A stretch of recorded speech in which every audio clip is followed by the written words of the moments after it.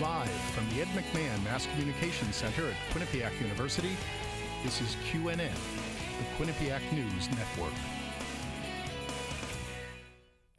Good evening and welcome to QNN. I'm Emily Cyber. And I'm Jessica Simpson. A fire in Hamden affected many Quinnipiac students and destroyed their homes. That building was an Aspen Glen apartment. It went up in flames Monday night. Rolani Nyhouse has an update on the progress. A fire. Last week, leaks were found in a number of buildings around campus. The Chronicle says the leaks caused one common room in Hill to flood, bringing added stress to students studying for their midterms. Facilities were able to temporarily fix the leak over a couple of days and are aiming to fully fix the leak over spring break. Luckily, nothing in the suite was damaged. Have you ever had trouble monitoring your student loans? Well, a financial aid online program has made its way to Quinnipiac. QU partnered with American Student Assistance to launch SALT last Wednesday. The program aims to help students become financially responsible. It educates students about managing their money from credit cards to student loans. SALT is free for students, and they can opt in or out of the program at any time. And as Black History Month comes to an end, Quinnipiac's Black Student Union hosted a groundbreaking performance put together by 4 young ladies from Harlem. Shawana Hillwaite has more. Students gathered in Burt Con on Tuesday night to enjoy a performance put on by the young ladies of the Harlem Killer Whale Project called Renaissance in the Belly of a Killer Whale. The mission of the group is to use artistic expression to cultivate, create, and encourage a local arts culture. Through collaborations with various arts organizations in Harlem and beyond, educational and theatrical workshops, performances, and community events, the girls hope to motivate communities to support the arts, especially in their own neighborhoods. Harlem is known for its culture and beauty and richness and pride, so we want to preserve that through shows like Renaissance in the Belly of a Killer Whale and keeping connections with other arts groups around the community. The idea for the performance was influenced by popular social media website Facebook. Jaylene wrote a status about wanting to jump back into the sea world of poetry like she was Shamu, the killer whale. So from that, her old teacher from Harlem School of the Arts asked her to write a series around it. The brains behind the status and executive director of the project, Jaylene Clark Owens, had this to say about her work. Just wonderful that I was able to do this with 3 of some of my closest friends and to be able to merge 2 things that I love. I absolutely love theater and I absolutely love spoken word poetry. So to be able to bring those things together and talk about Harlem, my home, it's just really special. And what's more special than ending Black History Month at Quinnipiac than with a funny, educational, groundbreaking performance like Renaissance in the Belly of a Killer Whale. I'm Shawana Hillwaite, QNN. Quinnipiac alum and equal employment opportunity activist Ollie Davis spoke to students on Tuesday evening. Davis discussed her book, The Branches of Vile, The Price of Admission. She spoke about why the 50th anniversary of the Civil Rights Act of 1964 is relevant today. The 1968 graduate also spoke about her work to help disadvantaged employees gain better jobs. The event was sponsored by the Office of Multicultural and Global Education. And seniors, if you want to know who your 2014 commencement speaker will be, then head over to the Senior B-Ball Bash tonight. Enjoy food and drinks while watching the men and women's basketball games at the TD Bank Sports Center. The event costs $3, and everyone who purchases a ticket will also be entered to win a free Senior Week ticket. Student government will announce a commencement speaker during the games. And it looks like the violent protests in Ukraine are coming to an end. Tony Trahan has more on what will hopefully be a step in the right direction for the struggling nation. Tony? I honestly don't know what I would do if it ever came near me. Oh, can you imagine seeing a leopard jump out a window? Oh. Coming up on QNN, anime comes back to Quinnipiac. Plus, have you ever thought your smooth dance moves could find a cure? Some QU kids break it down for charity. We'll be right back.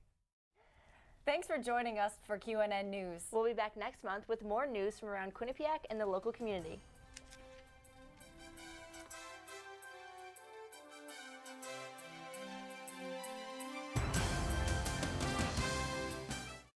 Libraries, once known as a place for just books, has changed the last decade to become more of a technological place. People can now come in and use the computers and search the internet. I had the chance to sit down and speak with the director and the receptionist of the Hamden Library. Things like job hunt, job searching, resume work, a lot of with our older demographic, it's a lot of research, genealogy, aspects, and then with younger teens and the children, they love playing video games here.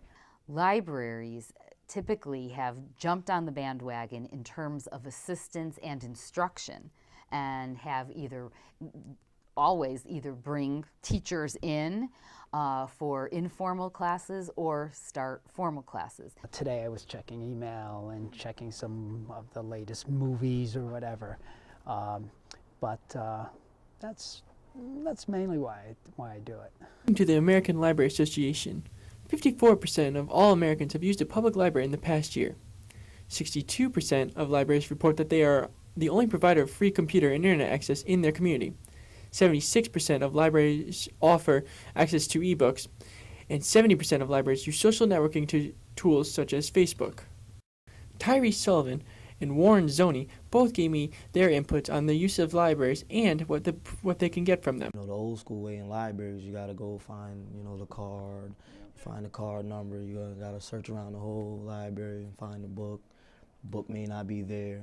With the internet, I mean, if you're looking for a book, you just type it in, and some books you can just pull up on the internet, and I think that's easier.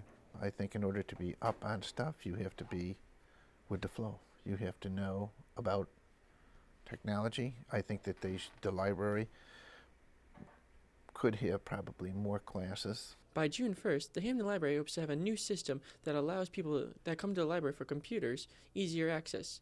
Then there will be no more of these and more of these. I'm Jake Loskant, QNN News. It's the first day of spring here at QU. Snow is finally melting and students are feeling great about it. Oh man, the beautiful weather. It's so nice out today. Yeah, I'm sick of the cold. I'm excited to wear short sleeves, no more jackets. Farmers Market made its first appearance today at Quinnipiac, with consumers getting students to buy some of their products. First day of spring, first time here. It was a good turnout. Matty had his first experience with QU's Farmer Market, and his intention to spread healthy foods to the students. I've been doing this for about 10 years, and Okay. I started it because I wanted to eat healthy for myself. Okay. And then it just expanded into growing food for more than me. Mm-hmm. He wasn't the only one trying to get students a new meal, as the Spud Truck made another appearance at Quinnipiac today. Been here several times. We did your Fall Fest for the concert that you had, and we're doing Earth Day this year, a couple farmers markets. I hope to do Senior Week. We'll see if that happens. I think it'll be really popular. I think they should definitely come more often. It's a well-needed break from Chartwells every day. Spring is obviously a big part of it today here at Quinnipiac. The foods, the kids, everyone enjoyed it. And me, myself, I'm going to enjoy it as well. For QNN News, I'm Jake Loskant. Thanks, guys. This Saturday, the men's lacrosse team will start their season home opener against the Ivy League Brown in a non-conference game. The Bobcats won the home opener against the Bears last season 9-7. The Bobcats selected to finish fourth in the preseason poll of the MAC Conference. Senior Gil Connors and junior Michael Sago were chosen to represent Quinnipiac on the all-MAC rep team. Come cheer the boys on at the field this Saturday at 12 o'clock. Good luck, guys. Senior day for the men's basketball team as they host St. Peter's. Umar Shannon, Shaq Shannon, and Ike Aswantong were all honored.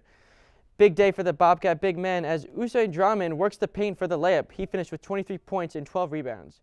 Zahi Hurston also had a big day, hitting the three here. He finished with 20 points and 8 of 15 shooting. Hurst driving to the paint here as he dishes to Drame for the two-handed slam.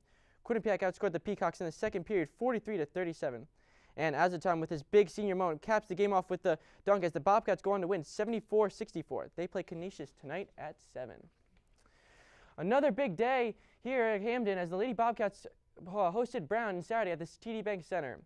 The seniors were honored for their time and commitment the past 4 years as for Quinnipiac. Kelly Babstock started the night off right as you could see her intercept a pass to score for the senior night.